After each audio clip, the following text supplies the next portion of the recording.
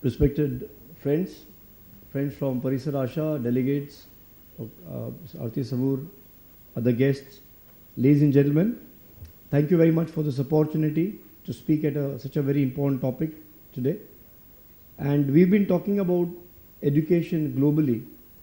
When we talk about education globally, there's also the issue of inclusion that we are going to look at. Would I be able to move the slides?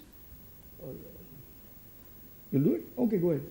So we're going to talk about global trends in education in schools. All of us do know, all of us have been associated and working with schools. But Parisar Asha especially has been trying to make a conscious effort to try and see that every school gets a kind of a training or a kind of a platform that we can have the best possible inclusion for every child in the school. So before we go ahead, I'd rather like to make this more of a participatory. Would anybody like to speak or suggest or contribute, share what they think about inclusion? You don't mind if we do this, right? Yeah. By inclusion, do you mean less able children being included? By inclusion, do you mean less able children being included, we call less able, or do you mean, which in India is an issue, all children having some schooling at all, because there are many millions who get none whatsoever? Which do you mean? That's a very good question, and I think we'll start with this. Can you please say what you said? Do you mean by inclusive education that the slum children whom I know in Orissa should actually go to school, which many millions of them don't? So that's not inclusive. Or do you mean worldwide that children who are less able in one way or another should be included in school? Both are necessary, but I just wonder what you mean, that's all. Well, he has put the picture in a very good context, and in a way it shows really how far away we are. Yeah, so I can stand and it actually shows how far away we are from understanding the concept of inclusion as it is seen globally, because India has a huge problem with its social dimensions and the social parameters. And what he just said is, are we talking about inclusion as in education for all, which means a large proportion of our population does not have access to education because of socio-economic reasons or political reasons or socio-economic, socio-religious reasons. But globally what is meant by inclusion is that those children who have special needs, are they also included, which presupposes that globally or largely in the developed world, at least there are no socio-cultural political reasons for children not to be in school. So that's a very interesting concept. Let's go ahead with this. So when we look at school enrollment and attendance for children with special needs globally, we know that even in the United States, in this decade and this century rather, it has shown a very significant improvement of children being in school, even in European countries. And what Sir said is reflected by the fact that across Europe and USA, we have larger number of children with special needs now in school. But as you go on, if you look at social factors, especially in developing countries like India, we are home to 38 million children below 10 years of age with one or more neurodevelopmental disorders. So if you have this huge number of children, 38 million, at the moment, like he said, truly only 2 to 3% of children with disabilities have any access to education. And the Rehabilitation Council of India, which is a government body which is supposed to be looking after the needs of children with disabilities, estimated that 30 million children need education, and RCI claims to educate 10% of these children by 2020. So any comments from the esteemed members of the audience? What does this look like? Quite easy, isn't it? So let's have somebody in the audience. Thank you for sharing these figures. We weren't aware of it. At least I wasn't aware of it. Appreciate. Hello? Yeah. So it's often very shocking for people when they even know these figures. And in India, as it is, you know, the data, if this is the data, it's unlikely to be over-reporting. It's more likely to be under-reported. You talked of children with special needs going to school. Do you mean that they have a special school for them? different from the regular school, or they are included in regular schools? What would you say would be ideal? I think both, depending on the disability of the child. Why is it not depending on the ability of the society? It is. So why is the answer depending on the disability of the child and not our ability to include or teach all children in the mainstream? So this is in a context thank you very much, what she has said is we need to relook at how we look at the issue of inclusion. And before we understand inclusion, we must understand why there is exclusion. So why is there exclusion? Why are these children excluded? Why is it so easy for us to say that, well, children have special needs, they need a special school? And often we say it with a very clean heart, very genuine intent and interest. And we are not saying it out of anything derogatory. Why is it we feel that children with special needs will genuinely benefit better in a special school? Because in a normal school we don't have trained faculties for this. The teachers who are teaching there are not trained for these children. I think this is the basic problem that each and every school is facing. That though we have teachers, but they really don't know how to cater to their needs. So is this a disability of the system and the education system on society? Yes, the system as a whole. So the problem is, but all these teachers you said they were not trained for handling them. But were they trained teachers? Do we call them trained teachers? Then why was this training not included? Why was this training? Yes? Many times we are trained in that. We know how to treat these children, but we lack in giving individual attention to these children. In the group of the entire this thing. Let's go to why, when we say trained teacher, why has she not been trained on this? So there are two different parameters. Sorry? We have a Bachelor of Education which is only for the normal children. I don't think so they have been trained for those children. We have special counselors. So the joker who decided this Yes. is responsible for exclusion. That is what, sir. But then we can't help it, no, sir, at this stage.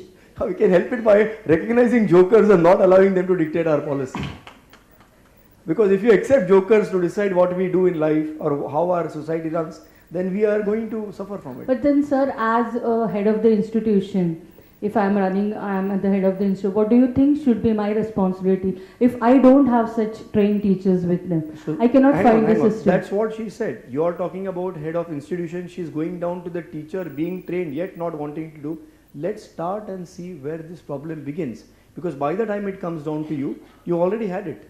You can't do anything. By the time you say the teacher doesn't want to, what I'm trying to say is it's a mindset. It's a mindset where somebody started thinking, or everybody gradually started thinking, that children with special needs are abnormal. They are not normal. They are special because they are not regular. They are irregular. And hence, they need to be seen differently. But who has the time, energy, effort to try and see what is the best thing for it? So, the best thing to do is separate it. So, this is basically how the stepmotherly treatment starts. It's the attitude that we think that these children have a problem. Now, how many in this room are wearing spectacles? Can you raise your hands? So, since Parisar Asha believes in a lot of experiential activities and all that, please take out your specs. I won't say break them, but take them off. Take off your specs. How many people do we have in this room who are disabled suddenly?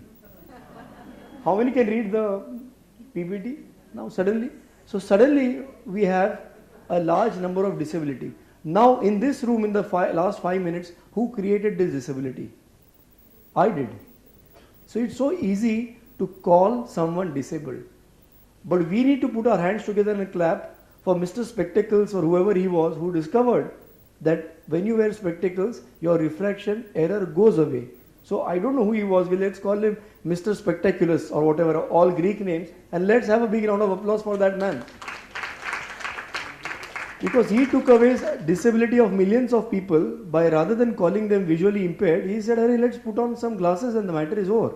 And then guess what? It even became a fashion statement today. It's considered very fashionable to have fashionable kind of glasses. Now this is what we need to understand. And if you look at that man who came up with this concept of glasses, Look at what is his contribution to society. But look at his attitude. He said, instead of saying that this person can't read the blackboard, let me try putting some glasses on him.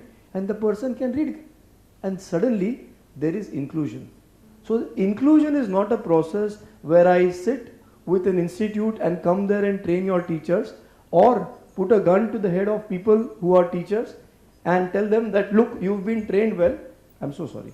You've been trained well. Now you have no excuse not to do this. Like you said, that they are trained but they don't want to do it. So then, if you start off wrong, you will always be having some issues that you keep suffering from. And when we look at this attitude towards children with disability, guess what? It doesn't start with disability or children with disability. The attitude of exclusion is basically much deeper down in our own selves. Because we love to exclude. That's my statement. We love to exclude. We are an exclusive society. We as in not Indian or Maharashtra or Mumbai. Human beings are an exclusive society. That's my claim. So let's have opinion of the house on this. We are naturally exclusive. That's my statement. Yes, can we have?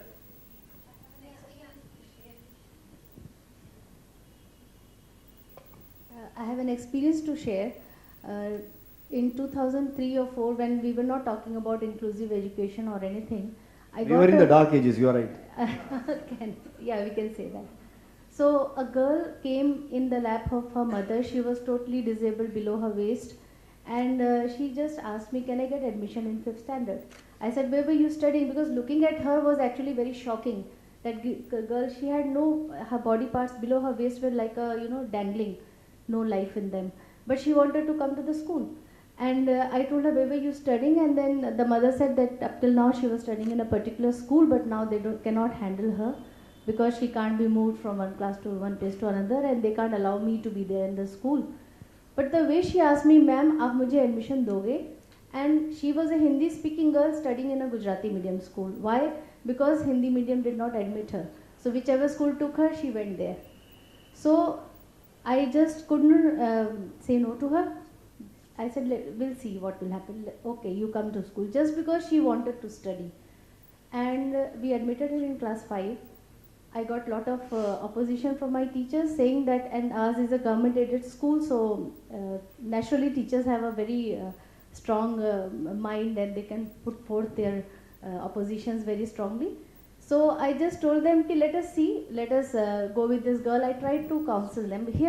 What I mean to say here is that if as head we want to do something, we can put it across, we can take the house with us by counseling or by sharing. So what happened, we put this girl in the class. I allowed the mother to be there in the school because she needed to be carried for the washroom, toilet.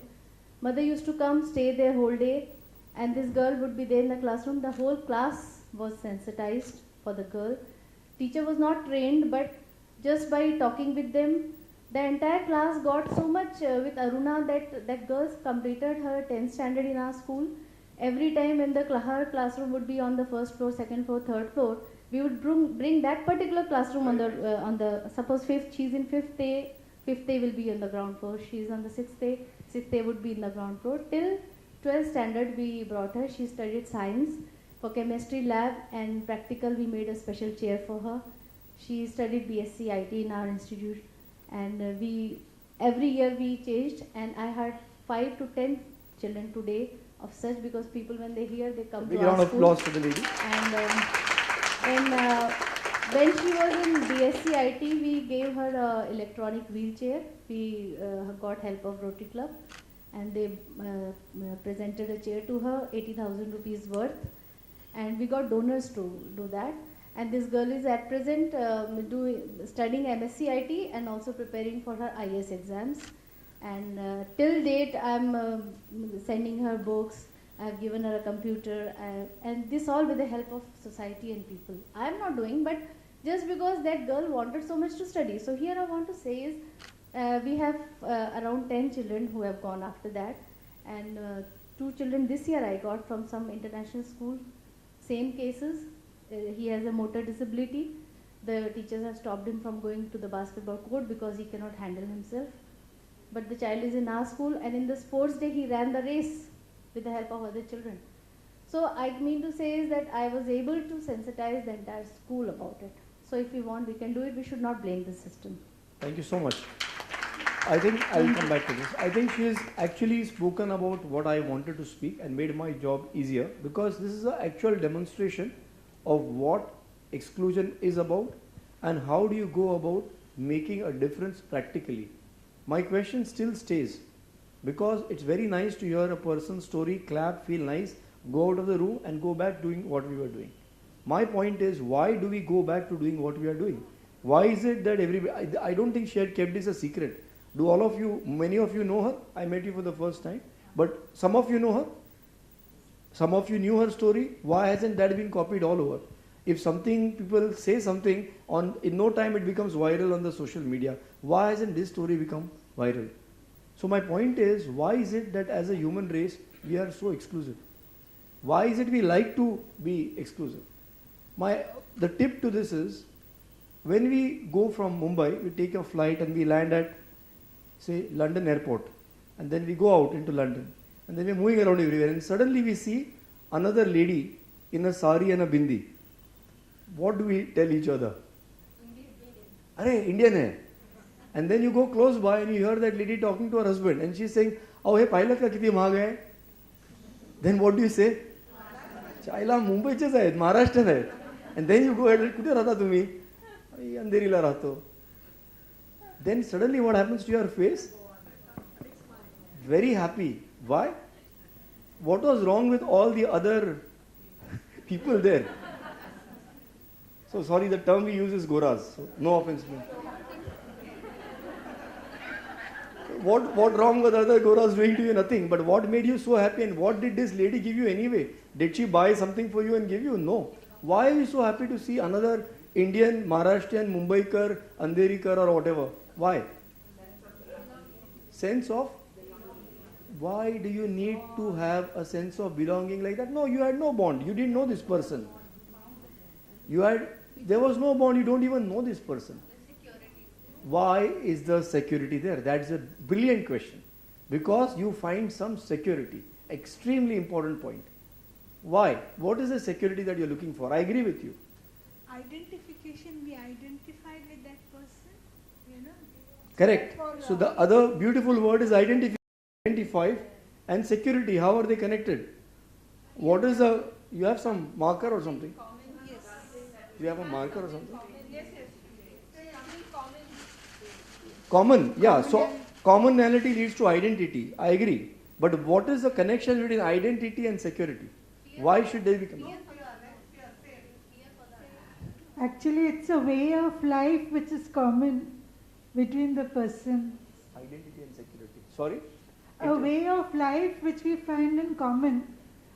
See, the Goras, as you say, have a different way of life. So they feel like strangers to us. But when we met that Andherikar, we remember like, okay, she must be having the same dal dokla or whatever which I have at home. So, you know, that familiarity brings a sense of security. Okay, With familiarity. the Goras, you don't feel any Let's say it, with the Goras you don't feel secure. So let me tell you something. Ask a question. Let me ask you a question. Are you aware who has killed more Indians? Other Indians or Goras? Other Indians. Who has killed more Goras? Indians or other Goras? Other Goras. I would go so far to say that all these religious riots and all this religious rubbish nonsense that we keep talking about, it is my claim. I just need to get some time to do some theoretical research and look at some numbers. But it is my firm belief that more Hindus have killed Hindus than any other community. More Hindus have been killed by Hindus than any other community. More Muslims have killed other Muslims than any other community. More Muslims have been killed by Muslims than any other community. More Christians have killed other Christians rather than any other community, and more Christians have been killed by Christians rather than any other community. If you look at history, why history? If you look at present day what's happening in the world, what's happening in the Middle East? What is happening in the Middle East? We claim religion is a unifying factor. What rubbish! If you leave Amritsar and you cross over into Lahore, from Lahore to Egypt, there is only one religion. There are 32 countries, 32 bloody countries, and I'm not using that as a bad word, I'm using it as an anatomical word. There are 32 bloody countries because they are busy blooding each other and killing each other, and within those countries there are multiple groups killing each other. What rubbish! Who said religion unites? Religion only divides. Maybe not the true religion, but the way humans use religion, like we say smartphones are good, but children use them for bad things. Similarly, religion is great, but the way we apply it and we think about it is bad. Why? If religion philosophically and ideologically is not bad, why do the human race use it as exclusion? And that's, I come back to my point again. Why is the human race so mentally exclusive that even a fabulous divine thing like religion, they have used it as a tool of exclusion? So no offense meant to anybody who are deeply religious.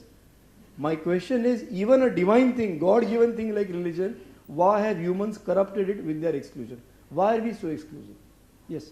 Superiority complex, to gain one superiority over the other. Okay. Superiority leads to exclusion. Very nice. Humans actually don't want to be exclude other people, but they want to be included. And by default, that leads to exclusion. Like when you want to belong to one group, automatically you're proving that we are better than other people and you're excluding others. So, I mean the same example that... I want to belong to this. What's stopping me? Yeah, I mean that's what, there is nothing that should stop you. Yes. So Yeah. why is it that if I want affection, I have to select only a particular group of people? We gave an example at that airport. You saw an Indian couple. There were hundreds of other couples. What made you think that the others would not accept you? I agree, every human being wants affection and acceptance. What makes me think that I will get more acceptance from her and not from him? Yeah, I mean, I'm not justifying it. I think it's wrong, but... I'm asking you, what makes us do this wrong? Yeah, it's... Mindset. Yeah, it's something that you're, like... So somebody's blaming the system again, huh? I'm not. It's conditioned. Brilliant. Brilliant. Let's stick to this. They want a majority so that they can fulfill, their ambitions. I feel that at the personal level particularly, as you said, why should I feel?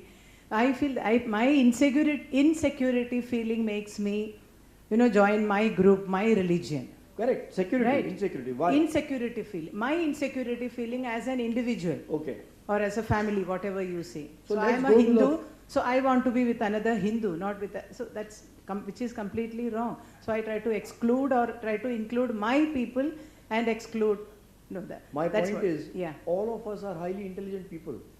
Why are we? Let me just make the point. Even as intelligent people, when we understand this, what is it that still leads us when our son comes and says that I want to marry a girl from another community? What stops us from our great lectures? Tomorrow the son might come and say, forget girl from another community. Today people say, another community girl chalegi, don't marry another boy. Still, exclusion, prejudice. So somebody said and used the word, how much time do we have? 10 minutes, 5 minutes? Please feel free to exclude us and go out for lunch itself. So the word that somebody used there, which I want to stick to, is conditioning. What conditioned us to be so deeply prejudiced? In spite of the environment where we are born, is a very secular country. We have been brought up with the best role models. We have been given a society where we had an option, and not an option, we got a choice, we got an opportunity, that's the word, to actually be with multiple cultures, which unfortunately people in Pakistan did not get, but we got. In spite of that, why is it that there is such a strong pull of prejudice? What is this conditioning that our friend was talking about?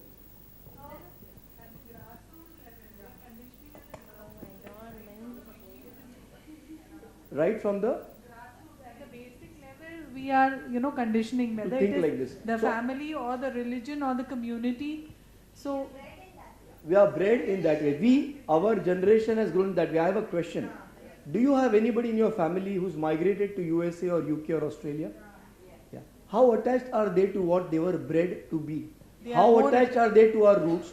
How attached are they to our culture? So if if there are people who go abroad, in 4 or 5 years they are willing to give up their Indian passport, they are willing to give up their Indian nationality, they are even willing to give up their brothers, sisters, they are willing to give up their parents, they are willing to settle down there, they are willing to name their children as Alex, Mona and Gary for Gaurav, Akshat and whatever else. Then what is this breeding that we are talking about? Why are we blaming our grassroots and the way we have been raised as a reason for exclusion, when suddenly when you go abroad you are willing to give up all this? When you see a green card and when you see American citizenship, that time you are willing to give up all your identities. Largely, but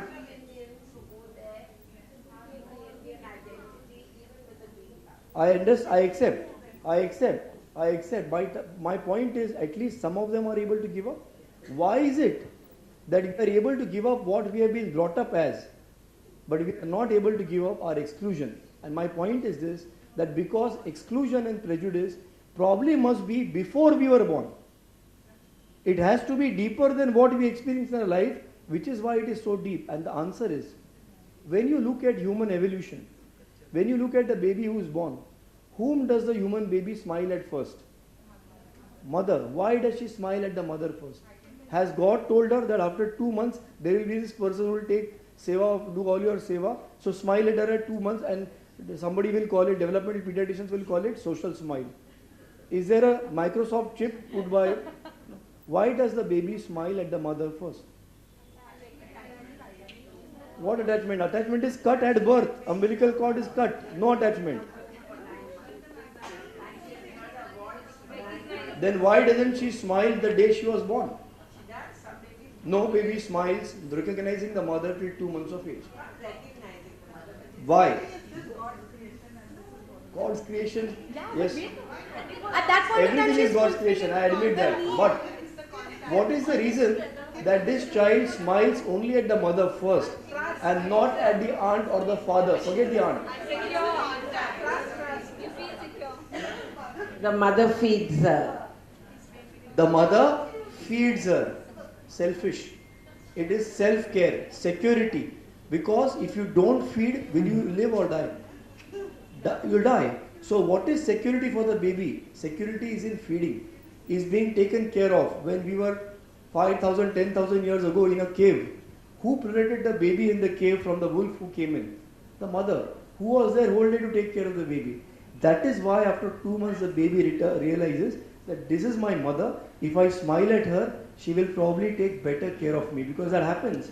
The moment the baby starts smiling, at 2 months, all of you being mothers, grandmothers, whatever you see, suddenly your attachment to that person increases. Anyone who smiles at you, your attachment immediately increases. So that attachment, trust and thereby security is not built by Microsoft into your brain or by God, whatever you want to say. It is learning, because what drives it is the drive for security.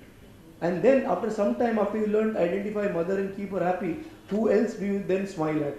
Who else you start recognizing? Family. Why family? One, because they also take care of you. Like sometimes the mom is not there, daddy comes and cleans the susu and potty sometimes. He takes care, he protects the child from the tiger in the cave. After some time, the baby comes to a stage that we call recognizing family. Because what is family? There are a group of people. What makes this group of people called a family?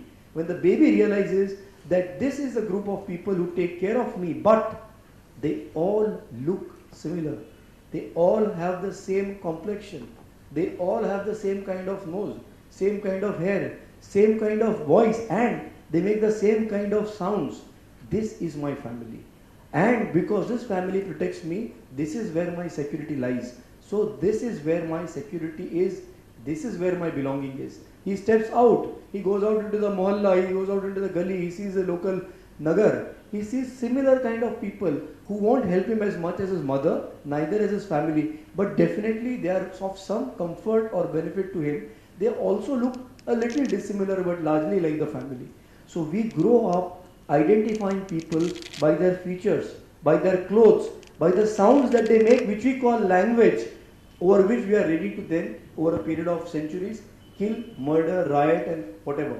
Why? Maji Marathi, Meri Hindi, my English, my German, meine Deutsch, whatever that may be. Why does this become so important to us? Because we have associated our security with symbols, with images of familiarity. And that's why when we hear somebody is a particular community, that person may not have done anything bad to us or good to us, but suddenly in our mind there are preconceived or conditioned thoughts that come up. They are not only because of your parents, or not because where you grew up, or not because of your religious leaders. They are evolutionary. Charles Darwin explained this. And those who stuck to their community obviously survived. Those who ventured out and tried doing anything probably were killed by people around for whatever reasons. And the genes of people who have survived, we have inherited genes of people who survived, not those who were killed. And those who survived have handed us down those genes that look, familiarity is security. Be with people whom you are familiar. If you don't have people who are familiar, look for people who look familiar, who talk familiar, who smile in a familiar way, or practice a particular religion in a familiar way. And hence it's very important to realize that disability is a tip of the iceberg. What is beneath it is our penchant for prejudice.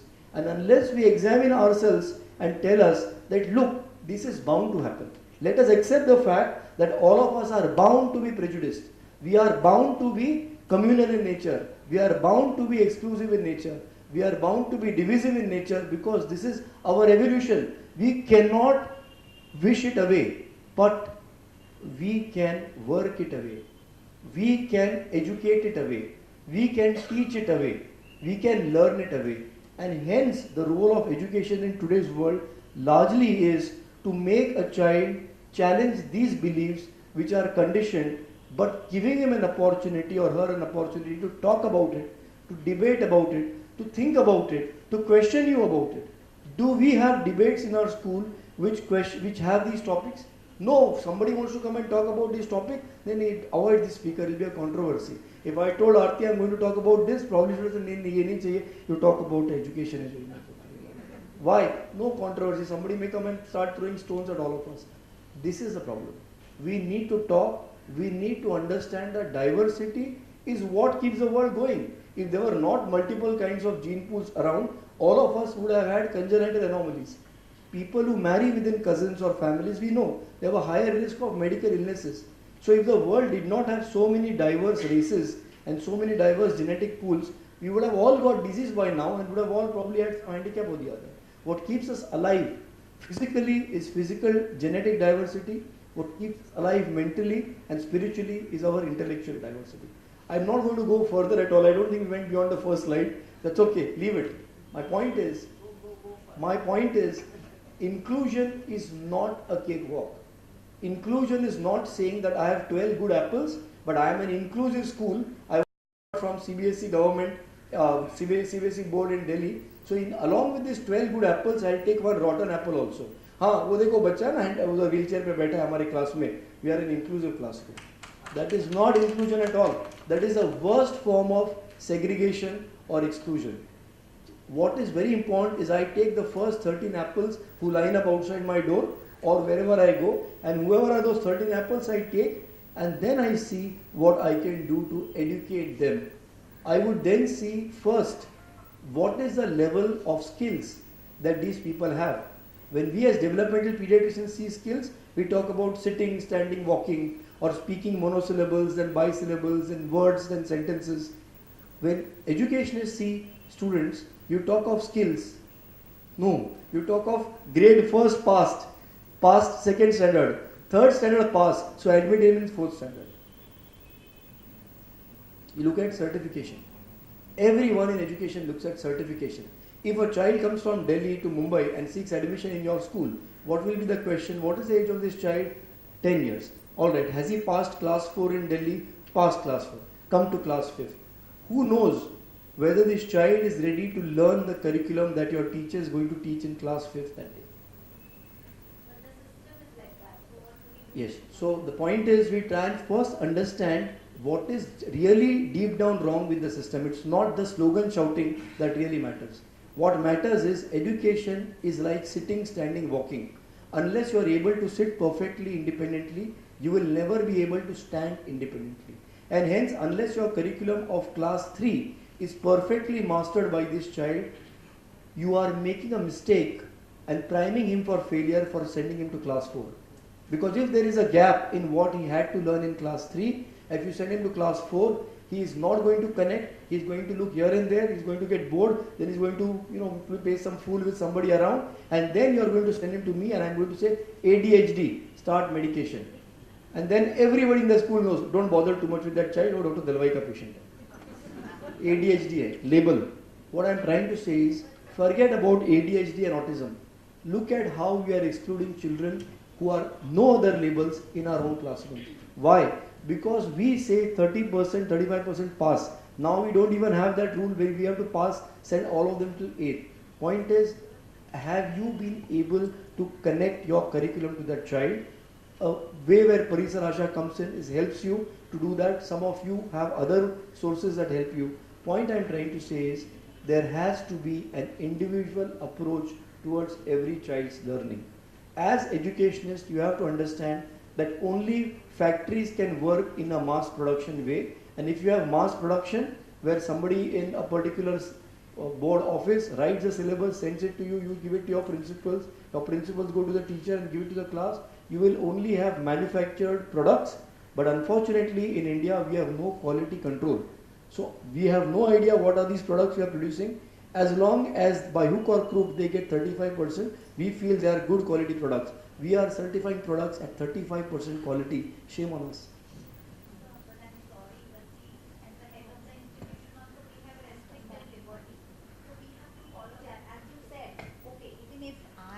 To select the child, I will know at the latter part, as you said, that seeing the certification, I will send the child to class 4. But in class 4, I will realize that he is unable to do it, or then whatever the remedial we have to take up.